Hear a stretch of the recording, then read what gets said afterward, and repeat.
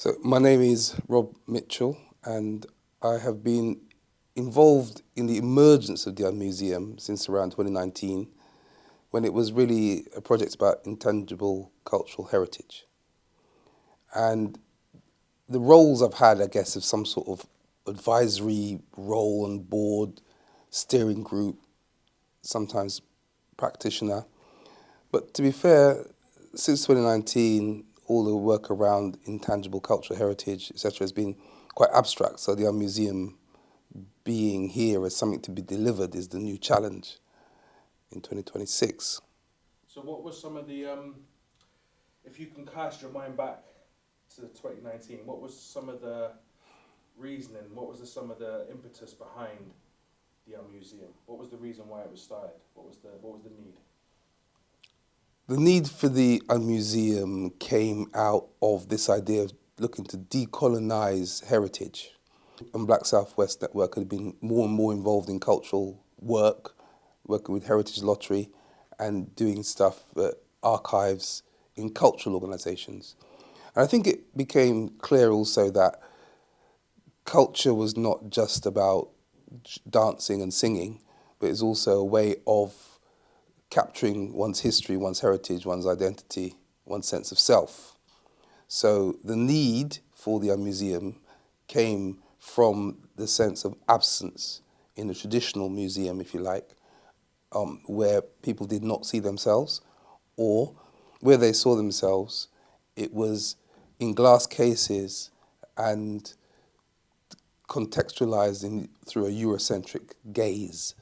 So once again, they did not see themselves.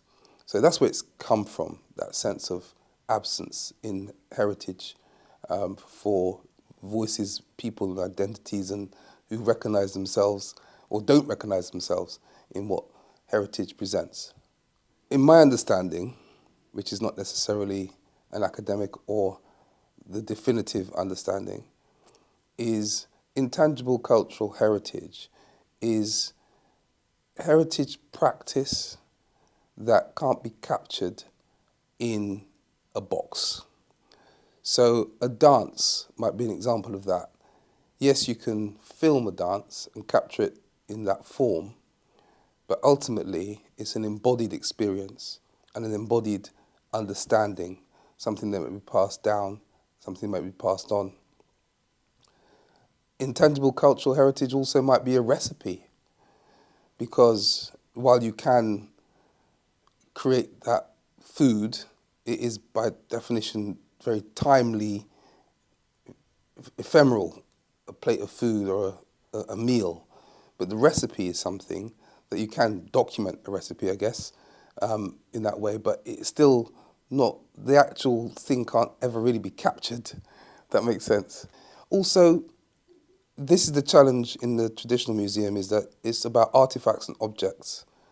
And where one would pass on a tradition, let's say playing the steel pan, more young people doing that, is a practice that involves lots of different layers.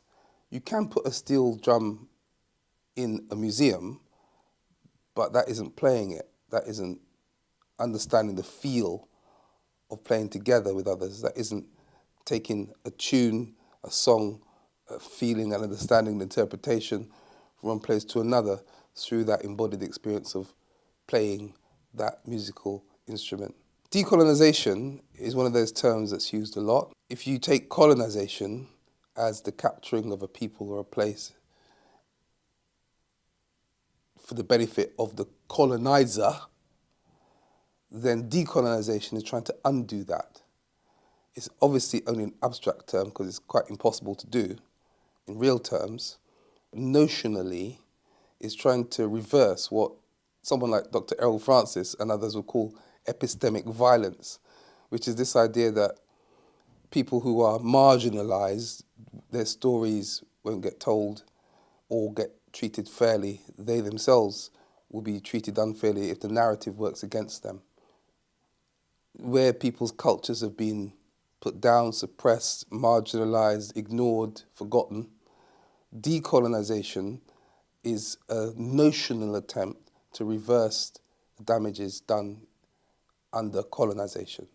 And in the cultural sphere, I guess that's about stories, storytelling, which leads to people understanding of themselves and each other, histories, which might tell a different story to the one that's being told. Africa has no history is what decolonisation is trying to undo. I think the aspiration of the UnMuseum is to do things differently. So in that decolonial idea, it should be some sort of decolonial practice. So in theory, you shouldn't go somewhere, be extractive, and then take your view and say, this is how it is, this is the truth. So it kind of needs to not go about that approach, or try not to go about that approach. There's also the question of space and resources. Museums take up space, and an object takes up space, and an object often only has one interpretation, seemingly, that's been agreed upon to sit with that object. So that is the take. So that idea of the one view is something also that I think the UnMuseum would like to not do. Space, archives, digitization is a way of saving space. It's an interesting form of preservation because unlike a record office where you put the actual records in the space, taking space again, taking climate control, all those kind of things, that would be good, and that could also happen because the UnMuseum has been working very closely with Bristol Culture, museums, archives in Bristol and around the southwest. But in the first instance, that record, that knowledge, that artifact, that information has been captured somewhere and deemed to be valued somewhere.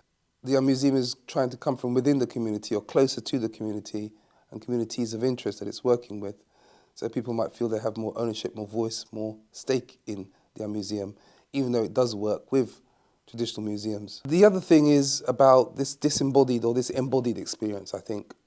One of the things I'd like to see more, I mentioned steel pan, I'm going to go on about that some more, because that is a black Southwest tradition over the last couple of generations, which is quite a fascinating story, but also there's a practice that's going to be disappearing with the people. So how does one maintain that continuity for another generation? But in the southwest of England, there's a story and a tradition which is worthy of attention as far as the UnMuseum is concerned. In the first instance, if it's just a story, wow, look at this, what happened with these people who came from Barbados in 1955 and emerged this tradition, wow. And it could just stop there. But also, okay, so how do you make and tune a pan and let alone play it? And that takes up space, it takes up resources, takes up time, because a new generation or a new band of players, you need to rehearse, you need the instruments, you need the time, you need to be together.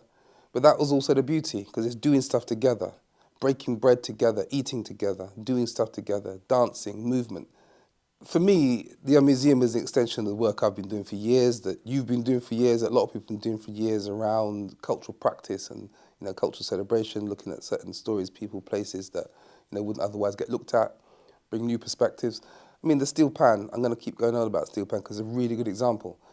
It's an example of black history and culture in the southwest, which does not necessarily get the recognition it should have. The practitioners there, Toussaint Clark, and the family and the group that he emerges from, Rainbow, is respected internationally in that scene, but they don't necessarily have that recognition here. So I guess UnMuseum would be about uplifting something like that. Alongside that, if there could be another generation of players with that heritage, kind of connecting up that heritage and that practice in the Southwest, and I think that's exciting. And why that to me is very UnMuseum, because it's the absolute opposite of something being locked away in a box, glass cabinet, with a single interpretation that you can't touch. If the UnMuseum can work with those stories and those practices, then I think that's a good outcome for this kind of cultural product. The name. The name, the UnMuseum, yeah. Yeah, so I think for the name, the UnMuseum, Stuart Taylor has to be credited for that. So Stuart's another figure who was there from the very start. He's very UnMuseum in many ways. Does things in very untraditional ways, that has a different way of thinking about the world, seeing the world, different lens. He's the one who coined the term unmuseum. And like any unword, even though museum is the bigger part of the word, the unbit is like a disruption of it. Museum does call to heritage space, but the is supposed to disrupt it. But yeah, so that's where the name comes from. Once again, the idea of decolonization. Colonization is the greater part of the word, so decolonization is supposed to reverse it or something like that.